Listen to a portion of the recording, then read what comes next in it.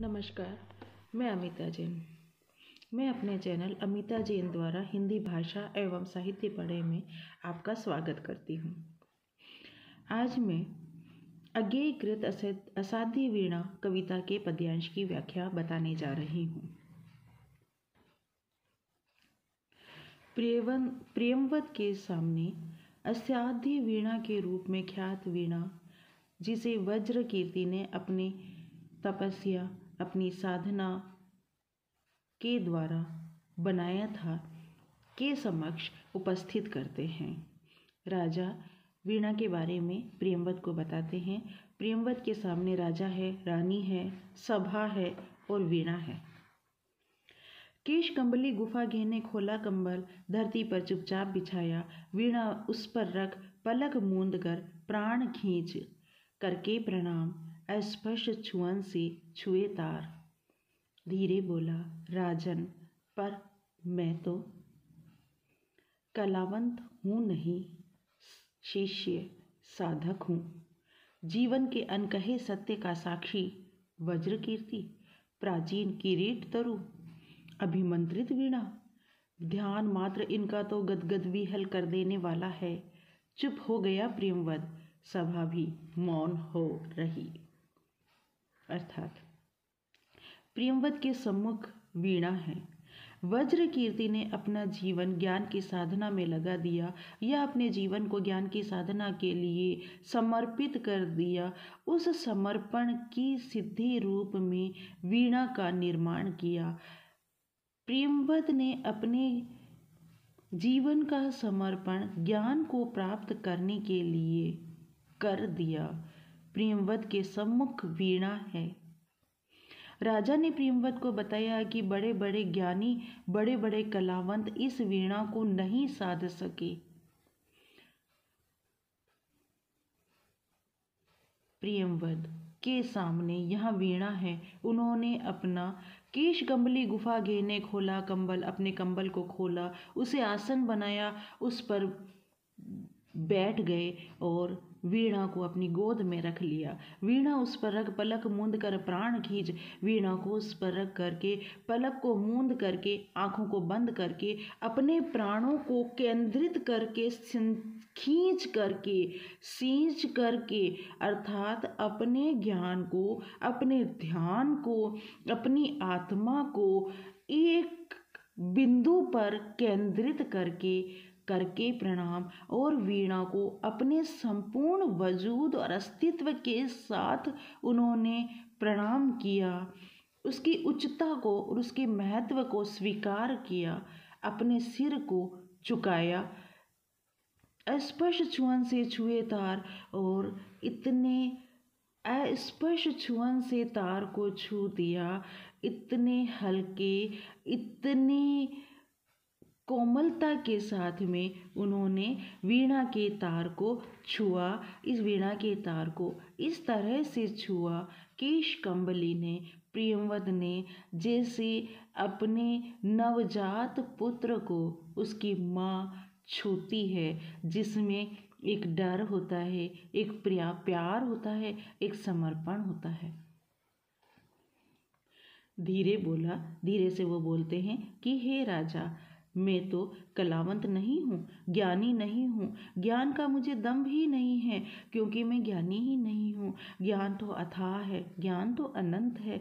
मैं तो केवल एक शिष्य हूँ, एक साधक हूँ, जीवन के अनकहे सत्य का साक्षी। मैं उस सत्य का साक्षी हूँ, उस सत्य का गवाह हूँ जो अभी तक कहा नहीं गया है। उस सत्य का मैं साधक भी हूँ और गवाह भी हूँ। वज्रकीर्ति तो बहुत महान तपस्वी थे। प्राचीन किरीट तरु उतना ही महत्वपूर्ण वो किरीट वृक्ष रहा है। अभिमंत्रित वीणा, मंत्रों से सधी हुई वीणा, बहुत महत्वपूर्ण है। इसका तो ध्यान ही मुझे आनंद विह्वल कर देता है, आनंद से व्याकुल कर देता है। इसका ध्यान ही मुझे आनंदित कर देता है। इसके ध्यान से ही जैसे मैं परमात्मा का ध्यान करने लगता हूँ। चुप हो गया प्रियंवद। प्रियंवद ने बस अपनी इतनी सी बात कही और वो चुप हो गए। सभा भी मौन हो रही और सभा भी अभी मौन थी, अभी चुप थी। सभा में भी एक सन्नाटा छाया हुआ था। वाद्य उठा, साधक ने गोद रख लिया, धीरे धीरे झुक उस पर तारों पर मस्तक टेक दिया। सभा चकित थी। अरे प्रियंवद क्या सोता है? केश कंबली अथवा होकर पराभूत झुक गया वाद्य पर। वीणा सचमुच क्या है असाध्य? सभा के सामने स्थूल रूप उपस्थित है। सभा अपनी स्थूल आंखों से प्रियंवद के स्थूल रूप को, उसके देह को देखती है, क्रियाकलाप को देखती है जो देह द्वारा संचालित है या देह द्वारा हो रहे हैं। वादी उठा, साधक ने गोद रख लिया। वादी को उठाकर साधक ने, प्रियंवद ने जो ज्ञान की साधना कर रहे हैं को अपनी गोद में रख लेते हैं। धीरे धीरे झुक उस पर तारों पर मस्तक टेक दिया और धीरे धीरे झुक कर उसके तारों पर अपने मस्तक को टेक देते हैं। वीणा को प्रणाम कर रहे हैं, वीणा के महत्व को स्वीकार कर रहे हैं, वीणा के सम्मुख अपनी तुच्छता को व्यक्त कर रहे हैं, वीणा के सम्मुख अपने शिष्यत्व को स्वीकार कर रहे हैं। वीणा यहाँ साध्य है और साधक प्रियंवद है। सभा चकित थी। अरे प्रियंवद क्या सोता है? सारी सभा चकित हो गई, आश्चर्यचकित हो गई। क्या प्रियंवद सो गया? केश कंबली अथवा होकर पराभूत? ये केश कंबली सो गया या पराभूत हो गया या हार गया या स्वीकार कर लिया इसने कि मैं वीणा को नहीं साध सकता, मैं उसके अंदर से स्वर को नहीं निकाल सकता। झुक गया वाद्य पर। ये तो वाद्य पर ही झुक गया है, ये तो सो गया है। वीणा सचमुच क्या है असाध्य? क्या वीणा असाध्य है? क्या वीणा नहीं बजाई जा सकती? क्या वीणा को नहीं साधा जा सकता? क्या वीणा में से स्वर नहीं निकाला जा सकता? सारी सभा प्रियंवद के इस स्थूल रूप को देखकर, स्थूल क्रियाकलापों को देखकर आश्चर्यचकित हो जाती है। पर उस स्पंदित सन्नाटे में मौन प्रियंवद साध रहा था, वीणा नहीं, स्वयं अपने को शोध रहा था। और वो जो सन्नाटा, जो स्पंदित हो रहा था, सन्नाटा बोल रहा था, सन्नाटा भयावह बन गया था। मौन प्रियंवद साध रहा था, वीणा। यहाँ प्रियंवद स्थूल रूप से तो मौन दिखाई दे रहा था, लेकिन वीणा को वो साध रहा था, वीणा को वो समझ रहा था। नहीं, स्वयं अपने को शोध रहा था। नहीं, वो वीणा को नहीं साध रहा था, शायद वो अपने आप को शोध रहा था, अपने ज्ञान का अन्वेषण कर रहा था। वो अन्वेषण कर रहा था, वो अपने में से ज्ञान ढूंढ रहा था। सघन निविड़ में वह अपने को सौंप रहा था, उसी किरीट तरु को। गहरी शांति के क्षणों में वो अपने आप को उस किरीट वृक्ष को सौंप रहा था।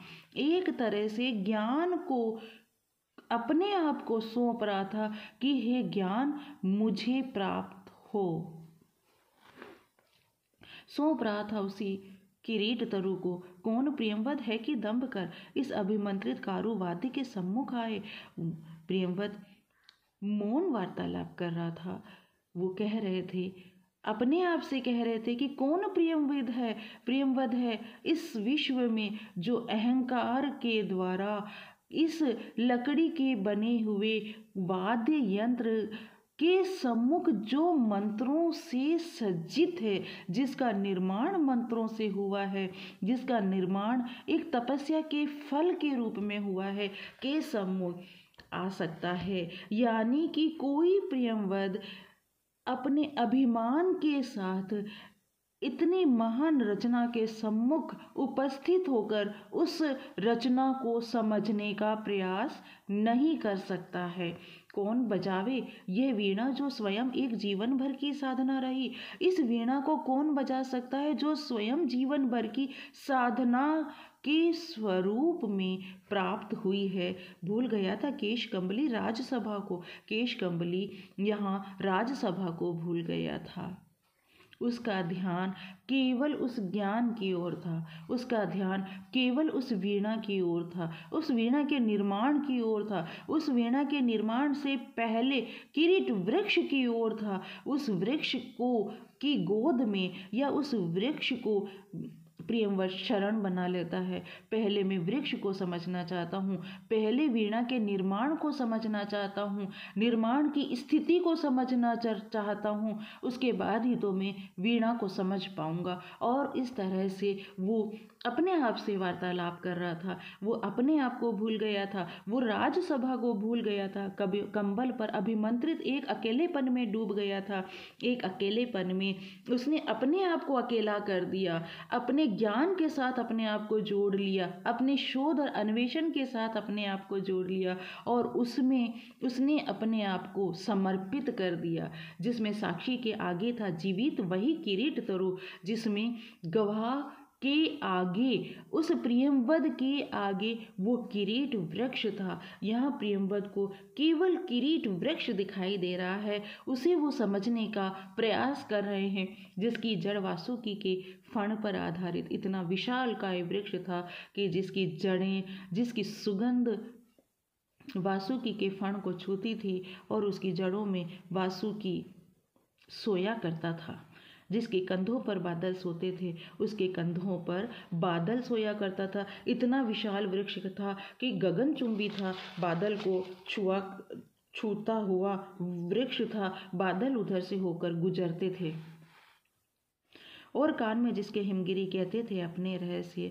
और ये वृक्ष, यहाँ वृक्ष को एक ज्ञानी के रूप में उपस्थित किया है कि हिमगिरी अपने रहस्य को इस वृक्ष को बताया करते थे।